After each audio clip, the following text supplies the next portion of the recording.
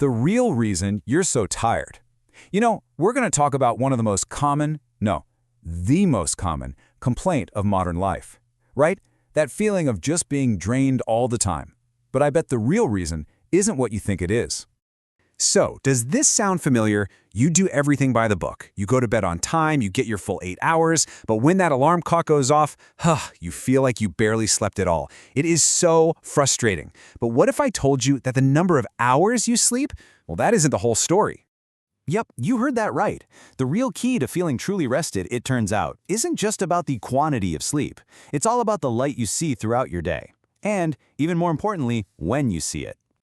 Okay, so to really get why light is such a huge deal, we've got to dive into our own biology and look at this sort of master controller that's literally hardwired right into your brain.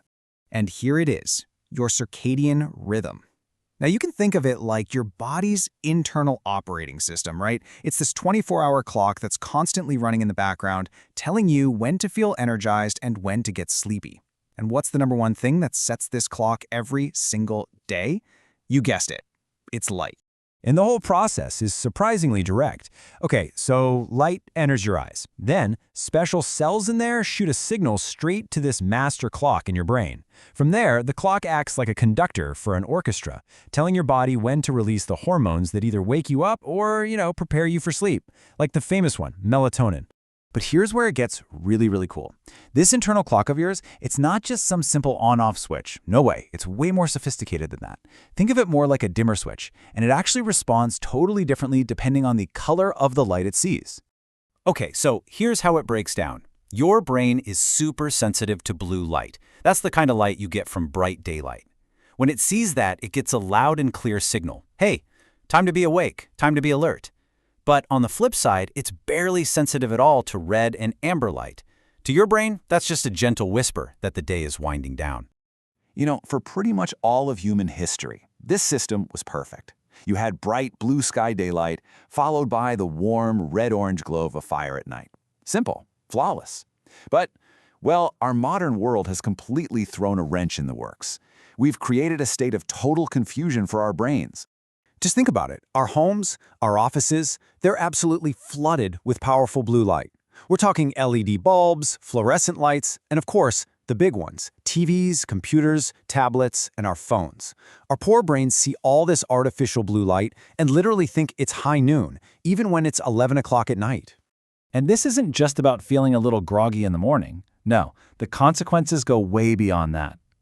All this research is linking constant nighttime light exposure to a whole host of serious health issues, from sleep disorders and hormone imbalances all the way to a weakened immune system. It's a systemic problem, for sure.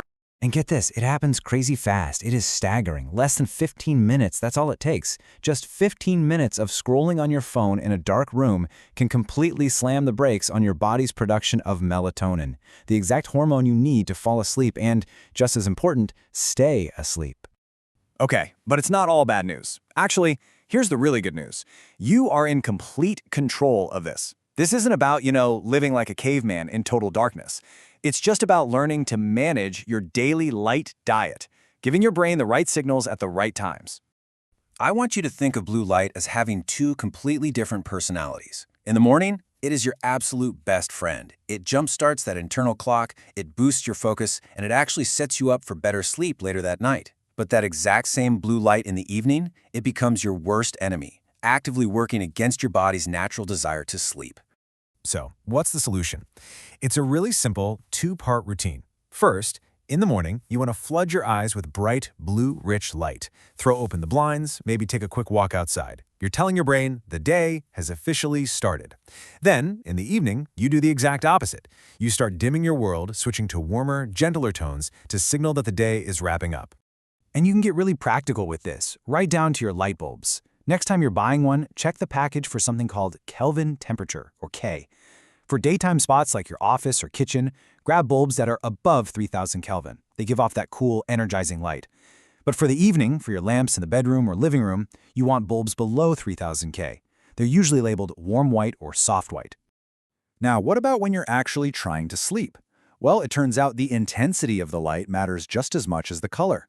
Scientists measure this in a unit called lux, and the research is pretty clear. To really protect your sleep quality, the amount of light hitting your face should be 51 lux or less. And trust me, that is very dim. So yeah, it's probably a good idea to cover up those little charging lights and LED alarm clocks. Okay, so let's put this all together. How do we turn this into a super simple, actionable plan? The best part is it's not complicated at all. You can absolutely reclaim your natural rhythm and start feeling better, and you can start tonight.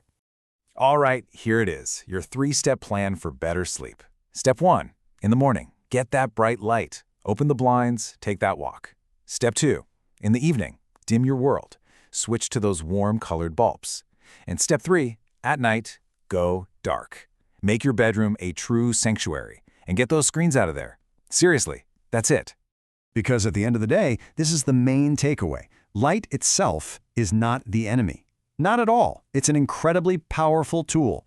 The whole secret is just learning how to use the right light at the right time, so you're working with your body's biology, not fighting against it. So tonight, when you're home, I want you to look around and ask yourself a question. What story are my lights telling my brain right now? Are they screaming, "Wake up," or are they whispering, "It's time to rest"? The choice is totally yours, and believe me, it can make all the difference in the world.